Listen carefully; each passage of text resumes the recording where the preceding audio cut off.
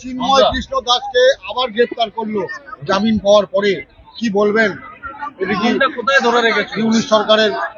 সেটা তো আজকে নতুন করে যে লয়ার মারা গিয়েছিল সে হত্যা মামলায় তাকে আবার জড়িয়ে দেওয়া হয়েছে।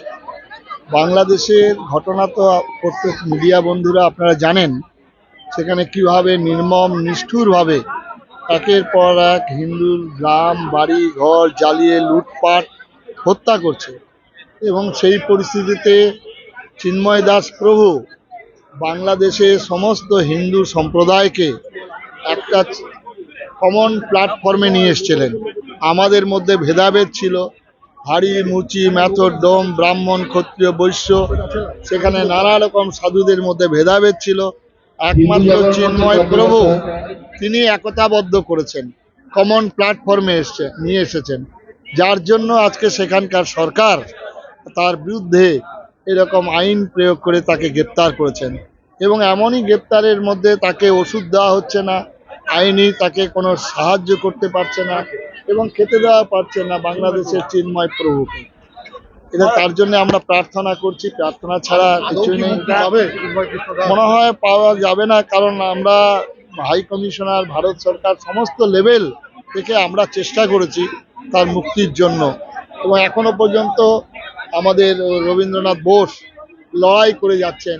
সুপ্রিম কোর্টেও আমরা লয়ার ওখানে নিয়োগ করেছি, কি হচ্ছে।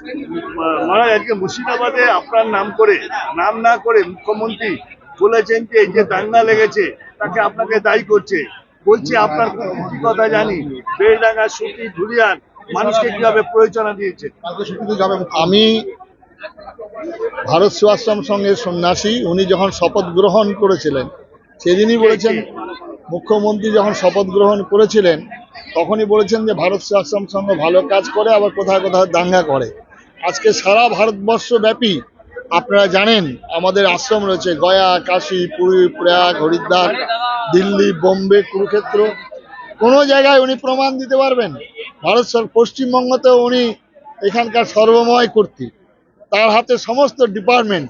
আর আমার কর্মক্ষেত্র বিশেষ করে মুর্শিদাবাদ জেলায় 50 বছর যাবৎ আছে। আমি ছিলাম বাঁকুড়া জেলায়, আমি ছিলাম পুরুলিয়া জেলায়, আমি ছিলাম দিনাজপুর জেলায়। সুতরাং মুর্শিদাবাদ জেলার বহু ডিএম বহু এসপি ছিলেন, তাদের কাছে রিপোর্ট নিলেই পারেন। এবং মুর্শিদাবাদ জেলায় 12টি আমাদের school primary level, high school রয়েছে 4টি, এবং সেখানে হসপিটাল আছে। এবং মুর্শিদাবাদ জেলার মানুষ সেখানে আমাদের রাজনৈতিক দলমত নির্বিশেষে জাতি ধর্ম বর্ণ নির্বিশেষে সাহায্য করেন। মুর্শিদাবাদ বিড়ি কোম্পানিগুলো রয়েছে, সেই বিড়ি কোম্পানির প্রভূত পতাকা বিড়ি থেকে আরম্ভ করে সেখানে আমাদের খলিলুল যিনি এমপি, সেখানে শিব বিড়ি জাকির, তারা সাহায্য করেন। আর তিনি এটা কাকে বলছেন? আমি সন্ন্যাসী, আমি নিজের শ্রাদ্ধ নিজে বিরজা হোম করে সন্ন্যাসী হয়েছি। আমার আগেও কেউ নেই, আমার পিছেও কেউ নেই।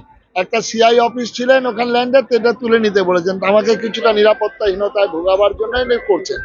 আর 3 ঘন্টা লাইট অফ করে রাখা, তাই 48 ঘন্টা। সুতরাং সেখানকার ডিপার্টমেন্ট ইলেকট্রিক ডিপার্টমেন্ট রয়েছে, আমি কি এত বড় শক্তিধর যে আমার কথায় লাইট বন্ধ হয়ে গেল? আর দাঙ্গাটা মুর্শিদাবাদে করবে কেন? আমার এতগুলি বাড়ি পুড়িয়ে দিল, এতগুলি বাড়ি লুটপাট হলো, 2 পিতা পুত্রকে যেভাবে জঘন্যভাবে হত্যা করেছে, এর জন্য কার্তিক মহারাজ কেন? কার্তিক মহারাজ যদি দাঙ্গা করেন, কার্তিক মহারাজ করবেন যেখানে হিন্দু অধ্যুষিত এলাকায়। আজ পর্যন্ত কোনো জায়গায় সনাতন হিন্দু ধর্মের মানুষ এরকম কাজ করেছেন, এরকম ঘটনা করেছেন? ভারত সেবাশ্রম সংঘ বন্যা মহামারী দুর্ভিক্ষের সেবা কাজ করেন। সুতরাং আমরা যেটা সেবা কাজে তখন আমরা কিছু দেখি না, কিন্তু আজকে আমার ধর্মের বিরুদ্ধে যখন সোচ্চারিত হচ্ছেন, আজকে পার্লামেন্ট, আজকে আমাদের একজন এমএলএ তিনি দাঁড়িয়ে 70% 30% বলছে, তখন আমি কার্তিক মহারাজ। আজকে একজন যখন বলছেন ইসলামী দাওয়াতি দিয়ে দুর্ভাগা হতভাগা, তখন আমি কার্তিক মহারাজ।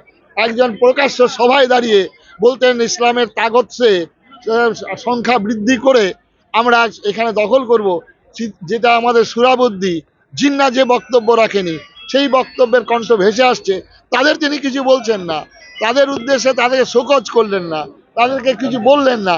উনি বলছেন আমাদের ভারত সেবাশ্রম সংঘের সন্ন্যাসীর কথা, উনি বলতেন তার হাতে সবই রয়েছে, তিনি তো মুহূর্তের মধ্যে আমাকে পাঠাতে পারেন। কারণ বাংলার মানুষ জবাব দেবেন।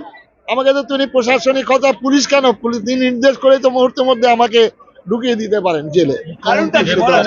মুখ্যমন্ত্রী কারণটা আমি বাংলার দিকে দিকে এর প্রতিবাদ করছি। হিন্দু সমাজ, বাঙালি হিন্দু সমাজ আজকে আমার পাশে, হাজারে হাজারে মানুষ আজকে এখানে এসেছেন, হাজার হাজার মানুষ অপেক্ষা করছেন।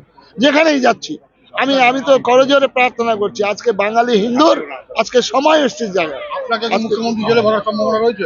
গ্রেপ্তারির আশঙ্কা করছেন আপনি? আমি কোনো আশঙ্কা করি না। সন্ন্যাসী, আর এটা জেনে রাখবেন যে সন্ন্যাসী আমাদের ভগবান স্বয়ং কৃষ্ণের জন্ম হয়েছিল কংস কারাগারে। আজকে এতে ভয়ে ভীত নই, নিরাপত্তা ভুগছেন? নিরাপত্তায় আমি ভয় ভুগি না। সন্ন্যাসী কিসের নয়, আমরা তো সবকিছু ছেড়ে এসেছি। মুখ্যমন্ত্রীর মুর্শিদাবাদ সফর কি বার্তা দেবে? মুর্শিদাবাদে এতগুলি মানুষ মারা গেলেন, লুট হলো, লুণ্ঠন হলো, হত্যা হলো, মানুষের কোনো তার কোনো প্রশ্ন যাবার থাকা উচিত BSF এর? বিএসএফ অবশ্যই থাকা দরকার। বিএসএফ চলে এলে ওরা নিরাপত্তায় ভুগছেন, তাই বিএসএফ এর সঙ্গে আমাদের হাইকোর্টে মামলা করা হয়েছে। বিএসএফ এর কমান্ডারকে বলা হয়েছে, এবং বিএসএফ যদি স্বাধীনতা যদি না থাকে, যখন যেদিন ধুলিয়ানে হত্যাকাণ্ড হচ্ছে, লুট হচ্ছে, তখনও পর্যন্ত বিএসএফ থানার মধ্যে আবদ্ধ ছিল। মুর্শিদাবাদের ঘটনা, 5,000 টাকা করে দিয়ে এই কাজটা করিয়েছেন। সুতরাং ওনার এটা কি প্রচার করা হচ্ছে? এবং বর্তমানে যে মিডিয়া বন্ধু যেভাবে এগিয়ে এসছেন, এটা অন্য সময় আমি এটা দেখিনি। আমি তাই আপনাদের ধন্যবাদ জানাচ্ছি। আমাদের আর বাংলা থেকে আরম্ভ করে, আমাদের এবিপি আনন্দ থেকে আরম্ভ করে, আমাদের TV9 থেকে আরম্ভ করে 24 ঘন্টা সবাই মিলে আপনার সত্যকে তুলে ধরছেন। এর জন্য সাংবাদিকতা, গণতন্ত্রের একটা চতুর্থ স্তম্ভ।